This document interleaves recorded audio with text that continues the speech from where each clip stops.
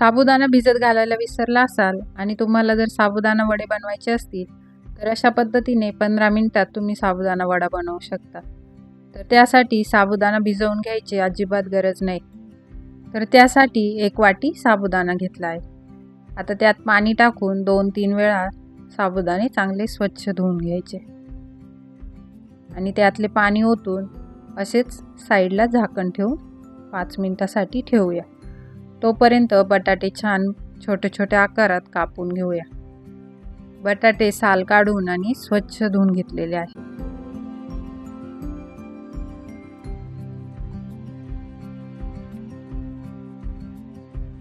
बटाटे परत एकदा आपण कापल्यानंतर स्वच्छ पाण्याने धुवून घेऊया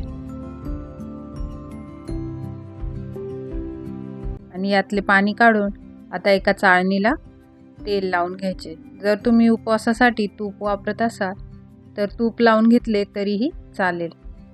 सर्व साईडनी चांगले तेल लावून घ्यायचे। गॅसवरती मी अगोदरच कढईमध्ये पाणी गरम होत ठेवले होते।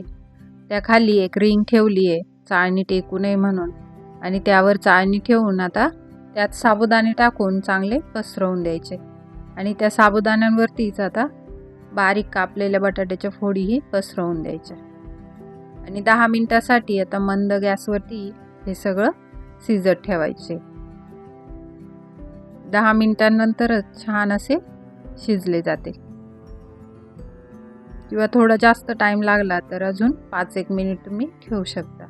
तोपर्यंत एका मिक्सरच्या भांड्यात भाजलेले शेंगदाणे, 5-6 हिरव्या मिरच्या, कोथिंबीर हे सर्व जाडसर असे वाटून घ्यायचे। 10 मिनिटांनंतर तुम्ही बघू शकता बटाटे इथे छान शिजले आहे आणि साबुदाणाही शिजला आहे। आता साबुदाणा शिजला आहे असं कधी समजायचं तर साबुदाणा छान ट्रान्सपरंट दिसायला लागला की तो पूर्णपणे शिजलेला असतो। आता तो थंड करून घेतला आहे आणि एका बाउलमध्ये तो काढून घेऊया।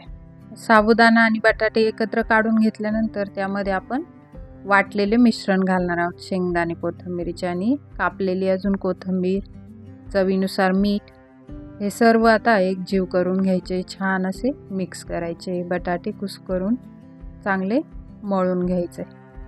हे साबुदाणा वडे अगदी आपण भिजवून जसे साबुदाणा वडे करतो त्याचप्रमाणे हेही साबुदाणा वडे तितकेच रुचकर आणि कुरकुरीत लागतात। आतून एकदम सॉफ्ट आणि बाहेरून छान असे क्रिस्पी असतात। तर इथे मस्त मळून घेतलंय पीठ आणि आता चिकटू नये म्हणून मी हाताला थोडंसं पाणी लावलंय आणि छान गोल आकारात साबुदाणा वडे तयार करून घेऊया। आता सर्व छोटे मोठे तुम्हाला हवे असल्यास तुम्ही मोठ्या आकारातही तयार करू शकता।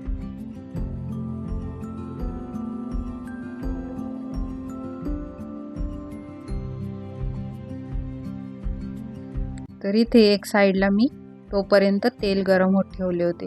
तेलही छान गरम झाले आहे। आता त्यामध्ये एक एक करून वडे सोडून द्यायचे। आता वडे तेलात सोडत असताना गॅसची फ्लेम मोठी ठेवायची आणि बुडबुडे जोपर्यंत कमी होत नाही तोपर्यंत हे असेच ठेवायचे। अजिबात त्याला चमचा, झाऱ्या काहीच लावायचं नाहीये। वडे तेलामध्ये चांगले सेट होऊ द्यायचे, नंतरच ते पलटी करायचे, नाहीतर ते पलटी करताना झाऱ्याला चिकटतात। त्यामुळे चांगले सेट होऊ द्यायचे, नंतरच पलटी करून घ्यायचे। छान गोल्डन ब्राऊन कलर होईपर्यंत हे वडे तळून घ्यायचे। अशा प्रकारे इन्स्टंटवाला साबुदाणा वडा झटपट असा तयार झाला आहे। हे वडे वरून एकदम कुरकुरीत असतात आणि आतून सॉफ्ट असे। तर तुम्ही बघू शकता इथे आवाज एकदम कुरकुरीत असे झालेले आहे आणि हा वडा अजिबात तेलकट सुद्धा होत नाही। टिश्यू पेपरने पुसून बघा, हे बघा टिश्यू पेपरला सुद्धा अजिबात तेल लागत नाहीये। इतके छान आणि झटपट असे हे वडे तयार होतात। तर तुम्ही असे साबुदाणा वडे झटपट होणारे नक्की बनवून बघा आणि कसे झाले ते कमेंट करून नक्की सांगा। व्हिडिओ आवडल्यास माय किचन रेसिपी चॅनलला सबस्क्राईब नक्की करा। चला तर मग भेटूया पुढच्या रेसिपीसह। तोपर्यंत मस्त खा, स्वस्त रहा।